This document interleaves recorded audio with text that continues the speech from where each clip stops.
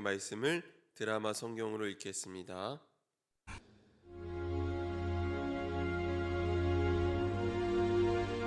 여호와께서 이와 같이 말씀하시기를 너희는 정의를 지키며 의를 행하라.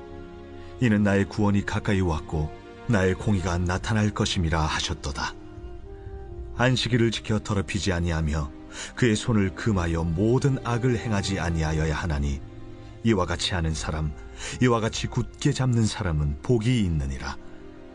여호와께 연합한 이방인은 말하기를 여호와께서 나를 그의 백성 중에서 반드시 갈라내시리라 하지 말며, 고자도 말하기를 나는 마른 나무라 하지 말라.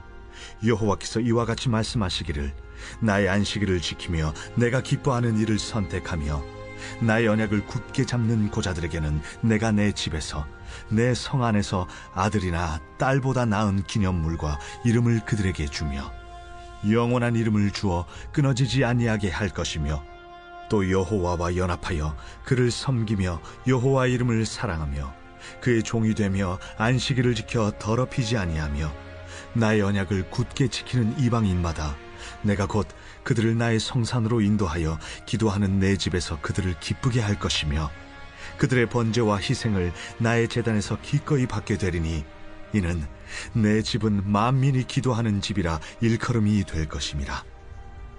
이스라엘의 쫓겨난 자를 모으시는 주 여호와가 말하노니 내가 이미 모은 백성 외에 또 모아 그에게 속하게 하리라 하셨느니라. 들의 모든 짐승들아, 숲 가운데의 모든 짐승들아, 와서 먹으라. 이스라엘의 파수꾼들은 맹인이요 다 무지하며 벙어리 개들이라 짖지 못하며 다 꿈꾸는 자들이요 누워있는 자들이요 잠자기를 좋아하는 자들이니 이 개들은 탐욕이 심하여 족한 줄을 알지 못하는 자들이요 그들은 몰지각한 목자들이라. 다 제 길로 돌아가며 사람마다 자기 이익만 추구하며, 오라, 내가 포도주를 가져오리라. 우리가 독주를 잔뜩 마시자. 내일도 오늘같이 크게 넘치리라 하느니라. 네, 아멘. 주님의 은총과 평화가 예배드리는 모든 분들 가운데 충만하시기를 간절히 소망합니다. 오늘은 주님을 기다리는 사람들이라는 제목으로 말씀을 나누고자 합니다. 지난 주일부터 대림절기가 시작되었습니다. 우리에게 한 해의 시작은 1월 1일부터 시작되지만 교회력의 첫 시작은 예수님의 오심을 기다리는 절기부터 시작합니다. 예수 그리스도의 오심을 기다리는 것부터 교회력의 시작이라는 것이 굉장히 의미심장합니다. 지금 여러분은 무엇을 기다리고 계십니까? 어쩌면 우리의 삶은 기다림의 연속이라고 말할 수 있습니다. 아기를 갖기를 원하는 부모들은 새 생명이 찾아오기를 기다리고, 또 아기를 품은 엄마는 뱃속의 아기가 건강하게 태어나길 기다립니다. 또 학생들은 또 방학을 기다리고, 또 군인들은 전역할 날을 기다리고, 또 직장인들은 휴가를 기다리고, 또 강종희 목사님은 목자들을 기다립니다. 그리고 저는 함께 동역할 일꾼들을 기다리고 있습니다. 그러나 우리의 기다림의 지향은 언제나 예수 그리스도여야 합니다. 우리가 대림절기를 맞이했는데 예수님의 오심을 기다리는 그 마음을 가지고 살면서, 특별히 빛으로 오신 주님께서 오늘 우리에게 찾아오셔서 어두운 우리의 삶을 환하게 비춰주시기를 주님의 이름으로 간절히 축원합니다. 이사야서에서는 각기 다른 세 가지 역사적 배경이 전제되어 있습니다. 1장부터 39장까지를 편의상 제1 이사야라고 하고, 40장부터 55장까지를 제2 이사야, 56장부터 마지막 66장까지를 제3 이사야라고 부릅니다. 1장부터 39장까지는 예루살렘이 망하기 전인 주전 8세기를 배경으로 하고 있고, 또 40장부터 55장까지는 이스라엘 백성들이 바벨론 포로로 끌려가 있는 상황을 배경으로 합니다.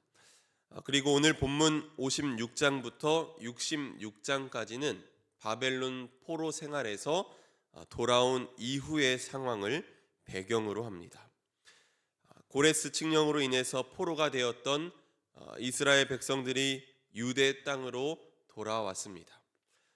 부푼 마음으로 그들이 고향 땅으로 돌아왔지만 이렇게 유대로 귀환한 공동체는 많은 어려움을 겪을 수밖에 없었습니다. 왜냐하면 고향 땅은 이미 황폐해져 있었고 성전은 폐허가 되어 있었기 때문입니다. 그래서 그들은 모든 것을 처음부터 다시 시작해야 했습니다. 이를 두고 학개 선지자는 이렇게 전합니다. 하늘은 이슬을 그쳤고 땅은 산물을 그쳤으며 하나님이 이 땅과 산과 곡물과 새 포도주와 기름과 땅의 모든 소산과 사람과 가축과 손으로 수고하는 모든 일에 한재를 들게 했다라고 전하고 있습니다. 귀한 공동체에 닥친 어려움이 매우 컸다는 것을 알 수 있습니다. 어려움은 물질적인 것에 그치지 않았습니다. 바벨론에서 돌아온 지 20년 가까운 세월이 지났지만 여전히 예루살렘은 하나님의 진노 가운데 있었습니다. 바벨론에서 돌아왔지만 모든 이상과 원대한 약속은 실현되지 않았고 여전히 백성들은 여호와 하나님이여 돌아오시옵소서라는 기도를 할 수밖에 없었습니다. 분명 하나님이 약속하신 영광의 날에 대한 이 선지자의 약속을 굳게 믿고 돌아왔는데 왜 이런 참담한 결과뿐일까요? 성경 속에 나오는 예언의 말씀에 대해서 우리가 먼저 이해할 필요가 있습니다.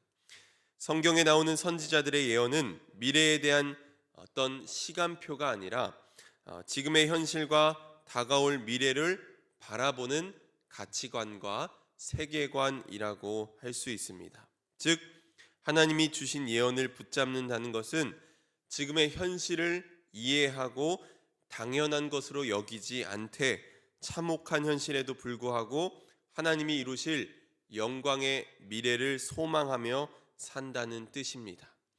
하나님의 영광의 미래와 그 안에서 하나님의 백성이 감당해야 할 역할을 견고하게 붙잡는 것이 예언을 따르는 삶이라고 할 수 있습니다. 오늘 우리의 삶도 마찬가지입니다. 현실을 돌아보면 암담하고 절망하여 넘어질 때가 있지만 그럼에도 불구하고 하나님의 약속을 굳게 붙들고 소망을 품고 살아가야 하는 것입니다. 이것이야말로 하나님을 믿는 백성들의 참된 모습인 줄 믿습니다. 참혹한 현실에도 불구하고 귀한 공동체 중에는 약속을 포기하지 않은 이들도 있었습니다. 바울 사도가 로마서에서 말한 것처럼 그들은 믿음이 없어 하나님의 약속을 의심하지 않고 믿음으로 견고해져서 하나님께 영광을 돌렸습니다. 어려운 중에도 믿음을 붙들고 나아갔던 이들이 있었다는 것입니다. 오늘 저와 여러분의 믿음을 돌아보길 원합니다. 참혹한 현실을 마주했을 때 여러분은 어떻게 반응하며 나아가십니까? 절망하고 좌절하여 포기하십니까? 아니면 그럼에도 불구하고 믿음으로 담대하게 나아가십니까? 믿음의 사람들의 삶의 방식은 언제나 그럼에도 불구하고의 신앙이어야 합니다. 당장 결실을 보고자 하면 낙심할 수밖에 없지만 그럼에도 불구하고 선의 씨앗을 뿌리며 살아가는 삶입니다. 역사가 악인들에 의해서 좌지우지 되는 것처럼 보여도 그럼에도 불구하고 믿음의 방식을 추구하며 살아가는 것입니다. 저와 여러분이 그럼에도 불구하고의 신앙을 갖고 살아가기를 간절히 축원합니다. 제3 이사야 선지자는 참혹한 현실의 원인을 하나님의 약속이 패했거나 그분의 능력이 모자란 데 두지 않고 그들 가운데 팽배한 죄악 때문이라 여겼습니다. 오랜 포로 생활을 끝내고 고향으로 돌아온 귀한 공동체는 참혹한 현실을 마주하다 보니 사람들 사이에 분열이 생기고 또 분쟁이 생기기도 했습니다. 이런 문제의 가장 큰 책임은 파수꾼과 목자라고 불리는 당시의 지도자들에게 있었습니다. 이들은 공동체의 위험이 닥쳐와도 자신들의 한없는 욕심에만 몰두하며 잔치와 쾌락에 빠져 있었습니다. 그래서 이사야 선지자는 정의와 공의의 현실과 거리가 먼 삶을 사는 세력들을 고발하고 말씀을 선포합니다. 10절, 11절 말씀을 보면 이렇게 되어 있습니다. 이스라엘의 파수꾼들은 다 맹인이요 다 무지하며 벙어리 개들이라. 짖지 못하며 다 꿈꾸는 자들이요 누워있는 자들이요 잠자기를 좋아하는 자들이니 이 개들은 탐욕이 심하여 족한 줄을 알지 못하는 자들이요 그들은 몰지각한 목자들이라. 제 길로 돌아가며 사람마다 자기 이익만 추구하며 라고 되어 있습니다.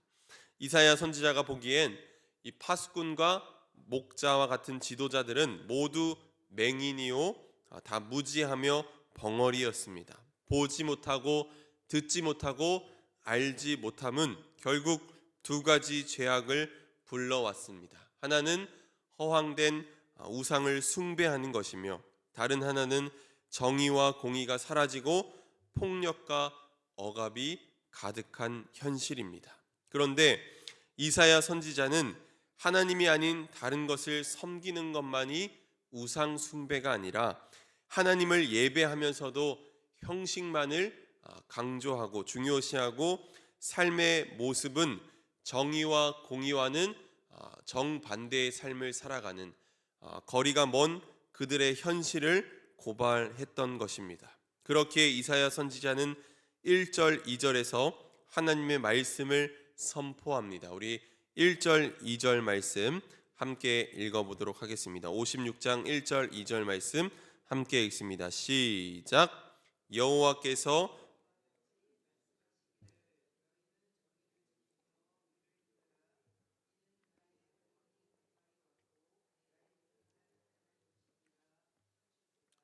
안식일을 지켜 더럽히지 아니하며 그의 손을 금하여 모든 악을 행하지 아니하여야 하나니 이와 같이 하는 사람 이와 같이 굳게 잡는 사람은 복이 있느니라. 아멘. 네, 여러분 정의와 공의가 무엇입니까? 정의와 공의가 하나님의 통치의 본질임을 우리는 이사야서의 말씀을 통해서 그동안 들어왔습니다. 정의와 공의는 결국 이스라엘이라는 포도나무가 맺어야 할 열매였습니다. 정의와 공의를 추구하지 않으면서 그들이 드리는 예배를 하나님은 역겨워하실 따름입니다. 사랑하는 성도 여러분, 서두에서 우리는 모두 예수 그리스도를 기다려야 한다고 말씀드렸습니다. 그런데 기다리는 사람은 그 대상을 막연히 기다려서는 안 됩니다. 황지우 시인의 너를 기다리는 동안이라는 그 시가 있는데 그 시에 보면 기다림은 너에게로 가는 것이라고 그 시인이 말하고 있는데 주님을 기다리는 사람들은 주님이 오실 길을 예비하고 주님의 오실 길을 닦는 사람이어야 합니다. 오늘 말씀을 통해서 주님이 오실 길을 닦는 것이 주님이 오실 길을 예비하는 것이 무엇인지 깨닫게 됩니다. 바로 하나님의 통치의 본질인 정의와 공의를 추구하는 삶입니다. 우리는 우리 사회에서 법은 언제나 공평하게 집행될 수 있도록 해야 하고 또 가난하다고 편을 들어주어서도 안 되고 부자라고 해서 적당히 넘어가 줘도 안 됩니다. 하지만 이런 정의로운 법만으로는 부족합니다. 사회 구조적인 문제로 어려움을 겪는 이들에게도 동일한 기회가 주어져야 합니다. 이웃을 배려하고 가난한 이들이 가져갈 수 있도록 밭에 한 모퉁이는 남겨놓을 줄 알아야 합니다. 이것이 바로 회복적 정의, 공의라고 할 수 있습니다. 특별히 이 추운 겨울날 누군가는 따뜻한 손길을 기다리고 있고 또 누군가는 꽁꽁 언 발을 녹여줄 이를 기다리고 있을 것입니다. 저와 여러분이 그들을 따뜻하게 어루만져주고 또 그들의 어두운 마음을 예수 그리스도의 빛으로 환하게 비춰주는 사람들이 되기를 간절히 축원합니다. 그럼에도 불구하고의 신앙을 갖고 또 정의와 또 공의의 삶을 추구하며 살아가는 저와 여러분이 되기를 주님의 이름으로 간절히 축원합니다. 아멘. 우리 함께 기도하겠습니다. 어두운 이 땅에 빛으로 오신 주님, 참혹한 현실을 마주하고 절망하여 넘어진 우리에게 주님의 환한 빛을 비춰 주시옵소서. 현실을 바라보며 낙심할 수밖에 없지만 그럼에도 불구하고 믿음의 방식을 고수하며 나아가게 하여 주옵소서. 예수 그리스도의 오심을 축하하고 다시 오실 주님을 기다리는 대림절기를 보냅니다. 예수 그리스도의 오심을 기다림이 막연한 기다림이 아니라 주님이 오실 길을 닫고 예비하게 하시고 특별히 정의와 공의의 삶을 추구하며 살아가게 하옵소서. 그리하여 오늘 도움을 필요로 하는 누군가에게 우리가 받은 은혜를 나누며 살게 하옵소서. 하나님, 오늘 이 예배 가운데 구별하여 귀한 예물 드립니다. 감사 헌금으로 또 속회 예배 헌금으로 주님께 간절한 마음을 담아 드리오니 예물 드린 손길 하나님 축복하여 주시고 삶의 자리에서 하나님의 복된 은혜를 경험하게 하여 주옵소서. 하나님, 기도의 제목도 함께 올려드립니다. 하나님께서 간섭하여 주시고 또 역사하여 주옵소서. 하나님, 우리에게 하나님의 은혜가 절실히 필요합니다. 이 추운 겨울날 누군가를 또 따뜻하게 맞아주고 따뜻하게 환대할 수 있는 저희들이 될 수 있도록 인도하여 주시옵소서. 우리가 받은 은혜를 나누며 사는 복된 성도들이 되게 하여 주시옵소서. 이 시간 또 주님의 은혜를 사모하며 기도하는 우리 성도님들 하나님 긍휼로 보살펴 주시고 육신의 아픔과 또 마음의 상처로 어려워하는 이들 또 사업장에 찾아온 어려움으로 인해서 마음으로 또 아픈 마음으로 기도하는 이들 가운데 하나님 응답하여 주시고 역사하여 주시옵소서. 모든 것 주님께 맡겨드리며 예수 그리스도의 이름으로 기도합니다. 아멘.